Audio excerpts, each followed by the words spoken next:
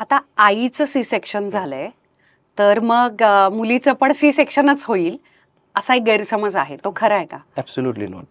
आईचं C section झालं असेल तर इट डझंट मॅटर. पहिलं मुलंच जर सी सेक्शन झालं असेल तर दुसरा अजिबात वजायनल बर्थ होत नाही, हे खरं आहे का? नाही, त्यामध्ये काही अपवाद आहेत. बट हां, फर्स्ट सी सेक्शन जर असेल तर सेकंड बर्थला आम्हाला काही मेडिकेशन्स जे आम्ही वापरतो डिलिव्हरीच्या वेळी त्याला लिमिटेशन्स येतात. त्यामुळे सेकंड लेबर जे जातं, डिलिव्हरी जी होते ती जर इझिली होत असेल पहिल्या सीझरवाल्यांची, तर that is fine. She can go ahead for normal labour.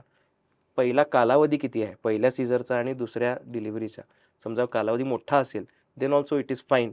But त्याच्यामध्ये एक रिस्क फॅक्टर असते. प्रिव्हियस कार जो असतो, गर्भाशयावरती जो वार केलेला असतो, त्याच्यामधले काही टाके उकलण्याची शक्यता असते. त्याला युट्राईन रप्चर आम्ही असं म्हणतो. सो ते होऊ नये म्हणून आत्ता सध्या सगळे इलेक्टिव्ह प्रॅक्टिस करतात. ते प्रिव्हियस सेक्शनला नॉर्मल लेबरचे ट्रायल्स शक्यतो 98% होत नाही आहेत आत्ता सध्या. आणि 2% चान्सेस आहेत.